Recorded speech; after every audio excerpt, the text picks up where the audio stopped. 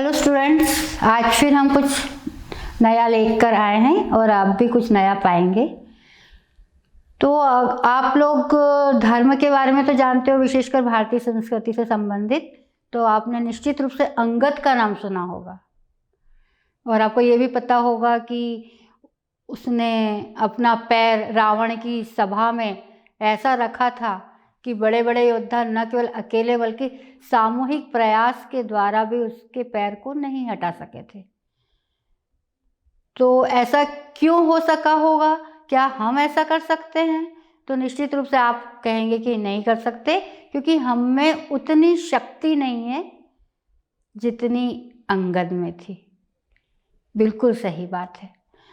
तो अब हम ये वाली शक्ति को धर्म से हटाकर हमारे टॉपिक की तरफ ले चलें। तो निश्चित रूप से चूंकि हम राजनीति शास्त्र पढ़ रहे हैं तो उसमें भी शक्ति का कहीं ना कहीं क्या बहुत अधिक महत्व है। तो आप लोग भी जानते होंगे कि शक्ति का क्या महत्व है। आज हम इसी के विषय में कुछ विस्तृत चर्चा करेंगे। तो यदि हम शक्ति शब्द का अर्थ लगाएं तो निश्चित रूप से हमारी आंखों के सामने किसी व्यक्ति की शारीरिक शक्ति या बल नजर आता है, परंतु इसका अर्थ यह भी होता है कि उसका प्रभाव कितना है और यह प्रभाव क्यों होता है। तो निश्चित रूप से उसका पद होगा, उसका डील डॉल होगा, उसकी पहुंच होगी, उसका ज्ञान होगा, उसकी शिक्षा होगी और ऐसे बहुत सारी चीज़ें हैं जो किसी व्यक्ति में शक्ति को निर्धारित करती हैं। यदि हम चाणक्य की बात कहें तो निश्चित रूप से चाणक्य का ये मानना था कि एक राज्य तब तक स्थायी रहेगा जब तक कि उसमें शक्ति का संवहन होगा और शक्ति के माध्यम से वह राज्य में नियंत्रण, समायोजन, समन्वय, शांति, विकास और भी वो जो एक राज्य में चाहता है वह सब कुछ ला सकता है। शक्ति सर्वोच्चता की निशानी होता है। इससे समाज तथा राजनीति में जो विश्व भर की राजनीति है उसमें हमारा स्थान निश्चित हो सकता है। तो आइए सबसे पहले हम जानते हैं कि राजनीतिक विचारकों ने इसकी परिभाषाएं कौन कौन सी दी हैं। देखें, रॉबर्ट वीरस्ट्रीट का कहना है कि शक्ति बल की योग्यता है, न कि उसका वास्तविक प्रयोग। अभी जैसे मैंने शुरुआत में उदाहरण आपको अंगद का दिया था, उन्होंने तो बल का प्रयोग किया था, परंतु यहाँ पर जब राजनीति की बात होती है तो शक्ति संपन्न होना बहुत आवश्यक है, पर कोई ज़रूरी नहीं है कि उस शक्ति का प्रदर्शन किया ही जाए। हमारे में शक्ति होने भर से यदि सामने वाला प्रभावित हो रहा है और हमारे अनुसार कार्य कर रहा है तो यही काफ़ी है। तो रॉबर्ट वीरस्ट्रीट भी शायद यही कहते हैं कि बल की योग्यता होना आवश्यक है, कोई ज़रूरी नहीं है कि हमको इसके वास्तविक प्रयोग करने की ज़रूरत पड़े। मैकाइवर का क्या कहना है कि शक्ति व्यक्तियों तथा व्यवहार को नियंत्रित, विनियमित तथा निर्देशित करने की योग्यता है। निश्चित रूप से जिसके पास शक्ति होगी वह शांति स्थापित करने, विकास कार्य करने के लिए इतने कार्य तो करेगा ही, यानी नियंत्रण करना, विनियमित करना और निर्देशित करना कि हमको करना किस तरीके से चाहिए ताकि विकास संभव हो सके। कापलान का कहना है शक्ति संगठित क्रिया द्वारा किसी आयोजन को पूरा करने की योग्यता है। शक्ति होना ही काफ़ी नहीं है, बल्कि शक्ति के द्वारा यदि हम संगठन की स्थापना करते हैं और यह संगठन नियमित रूप से सही तरीके से कार्य करता है तो सफलता प्राप्त होती है, तभी शक्ति का वास्तविक औचित्य प्राप्त होता है। हॉब्स ने कहा कि शक्ति भविष्य में कुछ निश्चित लक्ष्यों को प्राप्त करने का वर्तमान साधन है। शक्ति होने पर, वापस राजनीति की बात करती हूँ, शक्ति होने पर जनता को नियंत्रित किया जाएगा, शिक्षित किया जाएगा, समन्वित किया जाएगा उनको संभाल कर रखा जाएगा। और ऐसी स्थिति में फिर जब वह हमसे प्रभावित होंगे अर्थात शक्ति से प्रभावित होंगे तो यह संगठन कुछ करके दिखाएगा। यह सारे काम करने के लिए निश्चित रूप से भविष्य जो रहेगा वह उज्जवल रहेगा। गोल्डहैमर का कहना है कि एक व्यक्ति की शक्ति वास्तव में उसका वह प्रभाव है जो वह दूसरों पर डालने में समर्थ होता है। एक व्यक्ति की शक्ति वास्तव में क्या है? तो यदि वह सामने वाले को प्रभावित कर पाता है तो निश्चित रूप से इसमें शक्ति है। मान लीजिए, इसको हम तुलनात्मक रूप से भी अध्ययन कर सकते हैं कि एक ही पद पर दो व्यक्ति हैं। अब यदि जो पहला व्यक्ति है वह अपने पद का सदुपयोग नहीं कर रहा है, वह आलसी है, ढुलमुल उसका रवैया है और उसका ध्यान नहीं है उस कार्य को करने में, तो उसकी जो शक्ति है पद होने के बाद भी वह शक्ति नहीं रहेगी। इसके विपरीत यदि कोई अधिकारी चुस्त है, उसका पूर्ण रूप से ध्यान है, वह सारे कार्यों को सजग रूप से कर रहा है, तो निश्चित रूप से समान पद होने के बाद भी पहले वाले व्यक्ति की अपेक्षा उसमें शक्ति का प्रभाव अधिक रहेगा, अर्थात लोग उसकी बात ज़्यादा मानेंगे। मैक्स वेबर का कहना है कि वह प्रभाव जिसको एक व्यक्ति या व्यक्तियों द्वारा सामूहिक क्रिया में भाग लेने वाले दूसरे व्यक्तियों द्वारा विरोध करने पर भी प्राप्त कर लेते हैं। अंत में रिजल्ट भी निकलता हुआ दिख रहा है कि शक्ति वह चीज है कि यदि सामने वाला विरोध कर भी रहा है तब भी एक स्थिति ऐसी आएगी कि वो विरोधी को भी हमारी बात को मानने करने के लिए मजबूर होना पड़ेगा। तो इस प्रकार अब आप समझ गए कि शक्ति का अर्थ केवल बल प्रदर्शन नहीं है, बल्कि हमारी वह योग्यता है जिसके द्वारा हम सामने वाले व्यक्ति को इस प्रकार से प्रभावित करें कि हमारा काम संपन्न हो जाए, हम जो चाहते हैं वह कार्य पूर्ण हो जाए। अब हम देखते हैं कि शक्ति के स्रोत क्या है, यानी शक्ति कहाँ कहाँ से प्राप्त हो सकती है। तो इसमें पहला है ज्ञान। निश्चित रूप से शक्ति का ज्ञान से पॉजिटिव रिलेशन है। ज्ञान से प्रतिभा का विकास होता है, ये तो आप मानते ही होंगे, और ज्ञान के द्वारा व्यक्ति में बहुत सारे गुणों का वर्धन होता है, अर्थात वह सामने वाले व्यक्ति को जिनमें ज्ञान की कमी है उनकी अपेक्षा बहुत अधिक प्रभावित कर पाता है, क्योंकि उसके पास शब्द होते हैं, क्योंकि उसके पास बहुत सारे क्षेत्रों का ज्ञान होने के कारण वो सामने वाले को अलग अलग तरीकों से प्रभावित कर सकता है। नियंत्रण करना, यदि किसी स्थिति में व्यक्ति नियंत्रित नहीं हो पा रहा है तो एक ज्ञान एक ऐसा शस्त्र है जो उन व्यक्तियों को नियंत्रित करने का कार्य करता है। क्रांति लाना यह ज्ञानी का ही काम है। परिवर्तन लाना यह भी ज्ञानी का काम है। अभी आप लोगों ने सुना होगा कि अहिल्याबाई, उनके समय में उन्होंने क्रांति का बिगुल बजाया।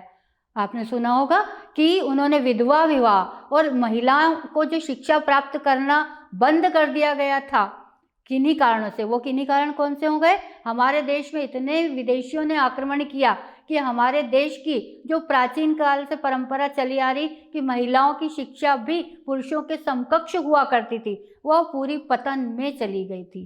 पर अहिल्याबाई ने अपने समय में न केवल स्वयं ने पढ़ाई की, बल्कि उन्होंने विधवा विवाह के लिए भी समाज से युद्ध, समझ लीजिए, इस प्रकार से समाज का विरोध करते हुए इस बात को सामने लाई, इस परिवर्तन को सामने लाई। तो ये क्यों हुआ होगा? क्योंकि अहिल्याबाई शिक्षित थी और उनके ज्ञान के आधार पर उन्होंने ये इतना बड़ा परिवर्तन समाज में लाने का प्रयास न केवल किया बल्कि उसका परिणाम भी प्राप्त किया, यानी सफलता पाई। इस प्रकार ज्ञान जो है वह शक्ति का स्रोत है। जो ज्ञानवान है उसके पास निश्चित रूप से शक्ति का अर्जन हो जाता है। दूसरी बात है उपलब्धियाँ। उपलब्धि का अर्थ क्या होता है? तो उपलब्धियों का अर्थ क्या हुआ कि इसको हम दो भागों में बांट सकते हैं। किसी व्यक्ति के पास आर्थिक उपलब्धि होती है तो वह निश्चित रूप से धनाढ्य होगा, और धनाढ्यों के पास तो निश्चित रूप से शक्ति का अर्जन यूं ही हो जाता है, क्योंकि पैसे में शक्ति होती है, अर्थ में शक्ति होती है, तो आर्थिक रूप से वो शक्ति संपन्न हो गया। और दूसरी बात और होती है अर्थ नहीं है, तो दूसरा है सामाजिक लोकप्रियता, यानी आप समाज में कितने अधिक लोकप्रिय हैं उससे आपकी शक्ति का वर्धन होता है। तो इस प्रकार उपलब्धियों में आर्थिक और सामाजिक दो बातें आ गई जिनके द्वारा व्यक्ति के पास शक्ति का वर्धन होता है। तीसरा हो गया संस्था का आकार। यदि कोई संस्था का आकार छोटा है तो उसमें शक्ति कम पाई जाएगी, और यदि संस्था का आकार बड़ा है तो निश्चित रूप से उसके शक्ति का अर्जन अधिक होगा, क्योंकि निश्चित रूप से संस्था का आकार तभी बड़ा होता है जब उसको सपोर्ट करने वाले अधिक लोग होंगे, तो शक्ति का वर्धन होना ही है। आत्मविश्वास, ये बहुत महत्वपूर्ण है। यदि आप शारीरिक रूप से सबल हैं, यानी पहलवान समझ लीजिए थोड़ी सी देर के लिए, आप ज्ञानी भी हैं, बहुत सारी चीज़ों का ज्ञान है, आप आर्थिक रूप से भी संपन्न हैं, परंतु यदि आपके पास आत्मविश्वास की कमी है तो ये इतनी सारी चीज़ें भी आपकी शक्ति का वर्धन नहीं कर सकती। तो आत्मविश्वास यदि है और केवल अकेला आत्मविश्वास है तो ये जो चीज़ें मैंने आपको कही, शक्ति का बढ़ना, आर्थिक स्थिति को सबल करना, सामाजिक लोकप्रियता बढ़ाना, यह सब हम आत्मविश्वास के बल पर कायम कर सकते हैं। सत्ता का होना, यदि किसी के पास सत्ता है तो सत्ताधारी व्यक्ति निश्चित रूप से शक्ति संपन्न होगा, क्योंकि उसके पास वैध रूप से अधिकार है कि वह जनता पर या अन्य किसी पर अपनी शक्ति का प्रयोग करे, तो यह शक्ति का स्रोत सत्ता भी होगी। तो इस प्रकार ये स्रोत हुए जिनके द्वारा शक्ति को अर्जित किया जा सकता है। अब देखते हैं कि इनके रूप कौन कौन से हैं। आपने सत्ता के बारे में जब पढ़ा था तब भी आपने देखे थे कि सत्ता के रूप थे परंपरागत, कानूनी और करिश्माई। निश्चित रूप से शक्ति के भी यही कुछ स्रोत हैं।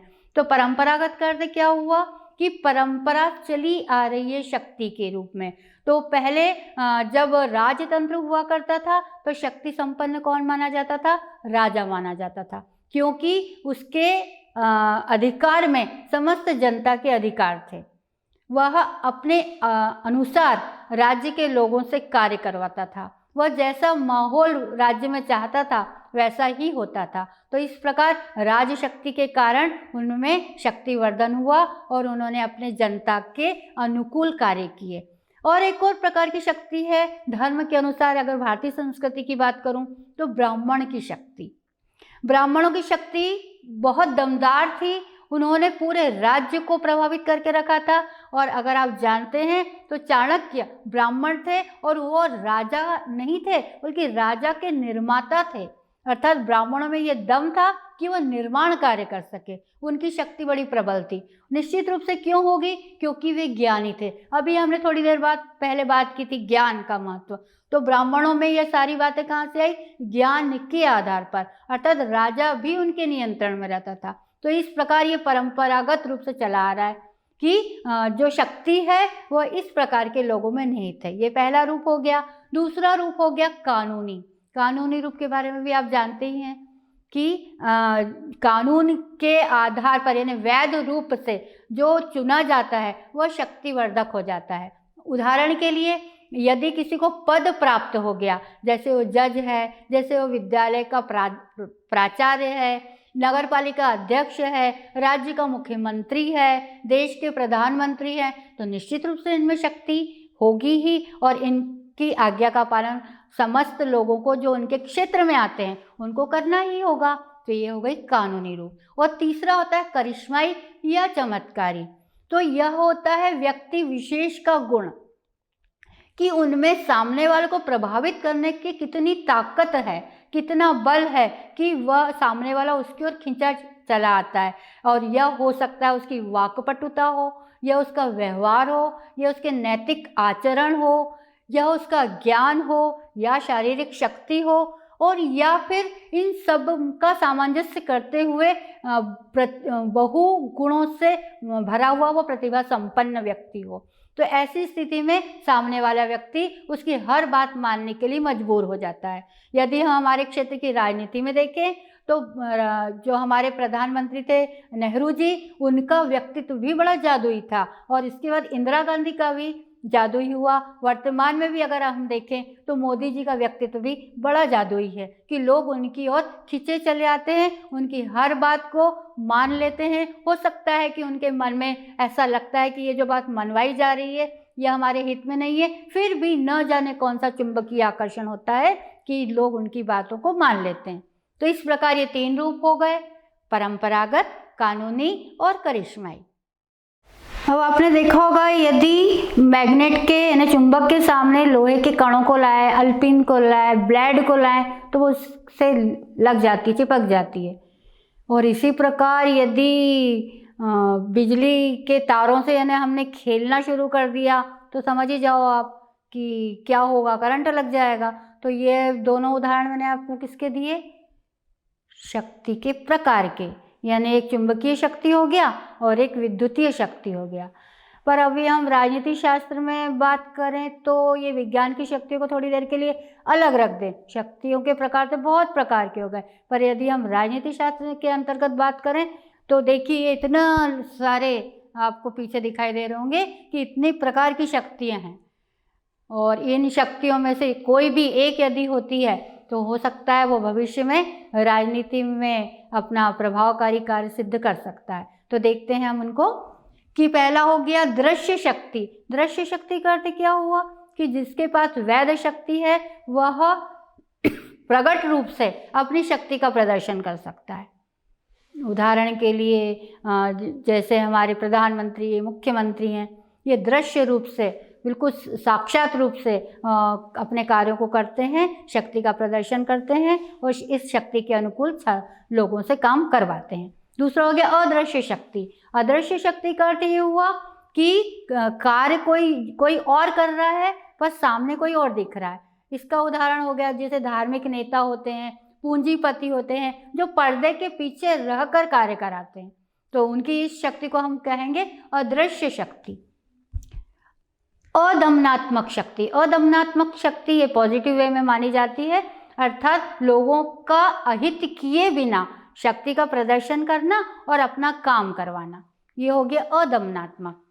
और दमनात्मक इसका विपरीत हो गया, इसका अर्थ होगा लोगों को प्रताड़ित करके अपना कार्य करना। हो सकता है शारीरिक बल इसमें लगाया जाए और लोगों से अपने कार्य करने का ये एक तरीका हुआ। औपचारिक शक्ति। औपचारिक रूप से आदेश और निर्देश दिए जाएं और उनसे संबंधित कार्य किया जाए। ऐसे आपको आदेश मिलते होंगे जब आप कॉलेज में पढ़ते हैं, तो निश्चित रूप से आदेश आता है कि आपको इतनी तारीख तक फीस भरना ही है वगैरह वगैरह। तो आपको ये औपचारिक रूप से आदेश दिए जाते हैं और आप उनको फॉलो करते हो, आप उनके अनुसार कार्य करते हो, तो ये हो गया औपचारिक। तो इसके विपरीत दूसरा होगा अनौपचारिक शक्ति। इसका अर्थ क्या हुआ कि इसमें औपचारिक रूप से कोई आदेश निर्देश नहीं दिए जाते, दे दिए जाते हैं, बस आपको करना ही है। ये हो गया अनौपचारिक। और अप्रत्यक्ष का अर्थ हुआ कि अप्रत्यक्ष रूप से अर्थात सामने न रहकर अप्रत्यक्ष रूप से कार्य कराना, जैसे कि अपने अधीनस्थों से कार्य कराना, खुद कार्य नहीं करना। अधीनस्थों को आदेश दे दिया गया तो वे इस कार्य को करेंगे, खुद कार्य नहीं करेंगे। तो इसके विपरीत दूसरा हो गया प्रत्यक्ष, अर्थात स्वयं आगे आकर यह कार्य करना। जैसे उदाहरण के लिए कलेक्टर आपके सामने आ गए और स्वच्छता से संबंधित कार्य आपको करवाने का कहा, या वैक्सीन के दोनों डोज आपने लगवाए या नहीं इसके लिए खुद जानकारी लेने आपके सामने आ गए और आपको बताया गया कि इसका क्या महत्व है और आपने वैक्सीन के फिर डोज लगाए। अर्थात कलेक्टर को, नगरपालिका अध्यक्ष को या अन्य किसी इस प्रकार के अधिकारी को सामने आकर जब काम करवाते हैं तो ये क्या हो गया? प्रत्यक्ष शक्ति। अब ये आपके सामने दिख रहा है केंद्रित, विकेंद्रित और व्याप्त। केंद्रित का अर्थ होगा कि एक ही जगह पर संग्रहित होती है, वह शक्ति केंद्रित शक्ति होती है। इसका उदाहरण मैं आपको शिक्षा के रूप से देना चाहूँगी कि कल्पना करिए कि सारे के सारे कॉलेजेस केवल दिल्ली में हों, अर्थात शिक्षा का केंद्र मात्र दिल्ली हो, तो क्या हम सब लोग जाकर वहाँ पढ़ाई कर सकते हैं? नहीं कर सकते। तो ऐसी स्थिति में हम कहेंगे कि शिक्षा का केंद्रीकरण हो गया है। अब इसके विपरीत हो गया विकेंद्रित। विकेंद्रित का अर्थ क्या हुआ? जो वर्तमान में स्थिति है, अर्थात अलग अलग जगह पर, हर स्थान पर कॉलेजेस खुल गए हैं, अर्थात शिक्षा का विकेंद्रीकरण हो गया है। अब प्रत्येक व्यक्ति शिक्षा प्राप्त कर सकता है, तो ये क्या हो गया? विकेंद्रित। और तीसरा है व्याप्त। व्याप्त का अर्थ होगा कि ये विकेंद्रीकृत से अलग शब्द है। विकेंद्रीकृत का होगा व्यवस्थित रूप से विकेंद्र होता है, यानी केंद्र बने हुए हैं, परंतु व्याप्त का अर्थ होगा अव्यवस्थित रूप से वह इधर उधर फैले हुए हैं। तो वापस में शक्ति की बात करती हूँ, तो केंद्रित शक्ति यानी एक ही स्थान पर उसकी शक्ति का प्रदर्शन हो सकता है। विकेंद्रीकृत का अर्थ होगा हर स्थान पर जो उसके निर्धारित किए गए हैं वहाँ पर वो शक्ति का प्रदर्शन कर सकता है। और व्याप्त का अर्थ होगा हर जगह अव्यवस्थित रूप से वह शक्ति को प्रदर्शित कर सकता है। अगला है क्षेत्रीय, राष्ट्रीय और अंतर्राष्ट्रीय। शक्ति का केंद्र केवल क्षेत्र स्तर पर ही हो तो वह क्षेत्रीय कहलाएगा। उदाहरण के लिए मुख्यमंत्री की जो शक्तियां हैं उनका उपयोग केवल क्षेत्र में हो सकता है, उस राज्य स्पेशल में हो सकता है। राष्ट्रीय का अर्थ क्या हुआ कि उस राष्ट्र के अंदर आपकी शक्तियों का उपयोग किया जा सकता है, यानी आप अपनी शक्तियों का उपयोग राष्ट्र में ही कर सकते हैं। और अंतर्राष्ट्रीय का अर्थ क्या हुआ कि पूरे विश्व में, जैसे उदाहरण के लिए अभी आप जानते हैं पर्यावरण प्रदूषण, तो इससे संबंधित जो नियम बनेंगे और उसके लिए पूरे विश्व के लोगों को का पालन करना पड़ेगा। और दूसरी बात, वर्तमान में कोरोना से रिलेटेड वैक्सीन तो पूरे विश्वव्यापी हो गया है ये, इसलिए पूरे विश्व के लोगों का ये कर्तव्य है कि वो वैक्सीन के डोज लगवाएं, और इसके लिए जो शक्ति का प्रयोग होगा वह अंतर्राष्ट्रीय स्तर पर हो रहा है। तो इस प्रकार ये तीन आपको समझ आए होंगे। आगे देखते हैं पाश्विक और देवीय। तो पाश्विक का अर्थ होता है कि कोई व्यक्ति अपनी शक्ति का प्रदर्शन बहुत बुरी तरीके से करता है, पशुवत, जैसे पशु के समान दुर्व्यवहार किया जाए, तो वह शक्ति का अगर कोई व्यक्ति प्रदर्शन कर रहा है तो उसकी शक्ति को हम कहेंगे पाश्विक शक्ति। और दैवीय शक्ति का अर्थ तो शायद आप जानते ही होंगे कि उनमें देवीय गुणों का संचार हो गया है और उसके आधार पर वह अपनी शक्ति का प्रदर्शन कर काम करवा रहे हैं, वह कहलाएगा देवीय शक्ति। अगला है संपत्ति। संपत्ति तो बहुत बड़ी शक्ति होती है। यदि किसी के पास अकूट संपत्ति है तो वह इस शक्ति के द्वारा सामने वाले व्यक्ति को प्रभावित कर और अपना मनचाहा कार्य करवा सकता है, तो यह संपत्ति की शक्ति हुई। शारीरिक शक्ति। शारीरिक शक्ति का उदाहरण तो मैं बहुत अच्छे से पहलवान के रूप में दूंगी कि यदि वो सामने आ रहा है और वो कुछ कार्य करने को कहे या ना कहे, हम उसकी शारीरिक शक्ति को देखकर ही इतने डर जाते हैं कि वो जो कहना चाह रहा है उसके पहले ही हम समझ जाते हैं और काम कर लेते हैं। अगर वह पहलवान सही काम करवा रहा है तो बहुत ही अच्छी बात है, अन्यथा वो गलत काम करा रहा है तो इसको हम उसकी दमनकारी शक्ति के रूप में बात करेंगे। शिक्षा। शिक्षा शक्ति का सबसे बड़ा प्रकार है, स्रोत है। यदि कोई व्यक्ति शिक्षित है तो उसके पास बहुत सारी शक्तियाँ स्वमेव चली आती हैं और शिक्षा के द्वारा वो बहुत सारे काम करवा सकता है। तो शिक्षा एक बहुत ही बड़ी शक्ति है। नैतिक चरित्र। चरित्रवान व्यक्ति शक्तिशाली होता है।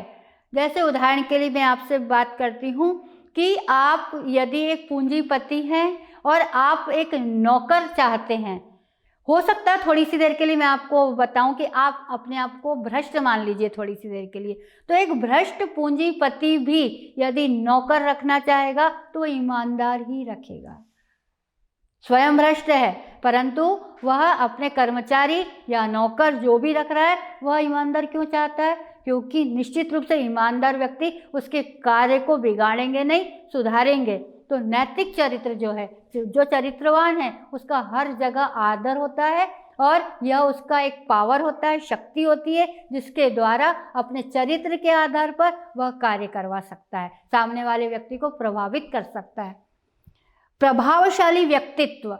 किसी व्यक्ति का व्यक्तित्व बहुत प्रभावशाली है, वो कुछ बोले या न बोले और सामने वाले व्यक्ति से प्रभावित हो जाता है और फिर वह अपने व्यक्तित्व के आधार पर यदि कार्य करवाता है तो यह प्रभावशाली व्यक्तित्व कहलाएगा। जैसे उसका ऊंचा कद, रंग रूप, वेशभूषा और बोलने का तरीका कि सामने वाले से बहुत स्नेह से बात यदि कर रहा है तो निश्चित रूप से यह व्यक्ति प्रभावशाली व्यक्तित्व का धनी माना जाएगा और लोग उसके इस आकर्षण से खिंचे चले आएंगे और उसकी बात को सहज ही मान लेंगे। प्रबंध कला आज के वर्तमान समय में बहुत अधिक मायने रखती है कि हमारे पास कम सामान हो पर उसको हम इस प्रकार से मैनेज करें कि हम अधिक से अधिक कार्यों को संपन्न करें। यदि किसी व्यक्ति में यह गुण है तो वह प्रबंध कला का धनी माना जाएगा। उदाहरण के लिए मैं आप एक शिक्षा से संबंधित फिर एक उदाहरण देना चाहूँगी कि यदि मान लीजिए हमारे विद्यालय या कॉलेज में हमको एक शिक्षक की नियुक्ति करना है, मात्र एक शिक्षक की नियुक्ति करना है, तो यदि वह शिक्षक उसका रिज्यूम हमारे पास आता है और हम देखते हैं कि उसके परसेंटेज 98% है मान लीजिए, और एक दूसरा व्यक्ति है उसके परसेंटेज तो कम है पर वह हारमोनियम बजाना जानता है, संगीत कला में दक्ष है, छात्रों को नृत्य कराना भी सिखा सकता है, वो बहुत अच्छी स्पीच भी देता है, वो प्रेयर करवा सकता है, इस प्रकार के बहुत सारे गुण उसमें हैं। तो अब आप बताइए किसको हम शिक्षक के रूप में नियुक्त करेंगे, अधिक परसेंटेज वाले व्यक्ति को या अधिक गुणों से संपन्न व्यक्ति को? तो अधिक गुणों से संपन्न व्यक्ति ही आपका उत्तर होगा, क्योंकि वह इस प्रकार बहुत सारे कामों को अपनी प्रबंध कला के द्वारा मैनेज कर लेगा और संस्था को लाभ पहुंचाएगा। तो इस प्रकार प्रबंध कला भी एक बहुत अच्छी बहुत बड़ी शक्ति है। और अंत में है चातुर्य यानी चतुराई। चतुराई से हम बहुत सारे कठिन परिस्थितियों से भी अपने आप को निकाल सकते हैं। यदि कोई व्यक्ति चतुरता से पूर्ण हो और वह किसी उच्च पद पर आसीत हो तो यदि सामने के लोग उसका विरोध भी कर रहे हैं तो वह अपनी चतुराई के द्वारा उन लोगों को अपने प्रभाव में ले लेगा और अपने अनुसार कार्य कराकर उनके बीच में जो वैमनस्य का भाव है उसको दूर करके अपने कार्य को सिद्ध कर लेगा। अब हम देखते हैं कि शक्ति का प्रयोग कैसे किया जाता है। तो शक्ति के प्रयोग के लिए पहला तरीका है अनुनय। अनुनय का अर्थ होता है कि अपनी बात को मनवाने के लिए उनके सामने प्रस्तुत करना कि हम ऐसा चाहते हैं। यदि वह उनकी बात मान लेते हैं तो ऐसी स्थिति में हमारा काम निकल जाता है। यानी सामान्य तरीके से हम उनको बताते हैं, इसमें बताते हैं कि आपको काम कैसे करना है। वह हमारी बात मान लेते हैं क्योंकि उनको इस बात में लाभ दिखाई देता है कि यदि हम ये बात मान लेते हैं तो फायदा होगा। यह होगा अनुनय। दूसरा होता है पुरस्कार और सम्मान। एक राष्ट्र अपने प्रभाव को अधिक बढ़ाने के लिए अन्य राष्ट्र के लोगों का सम्मान और पुरस्कार देता है। ऐसा करने और वो इस प्रकार की चीज़ों का पुरस्कार देता है ताकि जब कभी कोई अन्य संगठन हो या किसी संस्था में कोई व्यक्ति जाता है तो वह हमारे देश का बहुत अच्छे तरीके से, हमारे देश के दृष्टिकोण का बहुत अच्छे तरीके से प्रचार प्रसार करे जिससे हमें फ़ायदा मिले। ये हो गया पुरस्कार और सम्मान। तीसरा होता है दंड। यदि कोई राष्ट्र हमारी बात नहीं मान रहा है, ऐसी स्थिति में उसको दंड दिया जाता है। तो ये दंड का अर्थ आप कुछ और संदर्भ में मत समझिए। इसमें यह होता है कि जो हमारे पुरस्कार दिए जा रहे हैं हम वो उस देश को दंड के रूप में वह सम्मान से वंचित कर देते हैं। तो ऐसी स्थिति में उसका प्रभाव बुरा पड़ता है और वह कालांतर में हमारी बात मान लेता है। तो यह हो गया दंड। और अंत में है बल प्रयोग। यदि कोई राष्ट्र प्रतिबंध लगाने के बाद भी बात नहीं मान रहा है, ऐसी स्थिति में बल प्रयोग किया जाता है और इसके लिए सैनिक हस्तक्षेप किया जाता है। तो इस प्रकार यह क्रिया हो गई कि बल का प्रयोग, शक्ति का प्रयोग किस प्रकार किया जाए। तो अब मैं उम्मीद करती हूँ कि आज का यह पाठ आपको अच्छे से समझ आया होगा। हम फिर कुछ नए टॉपिक के साथ मिलेंगे। ठीक है, धन्यवाद।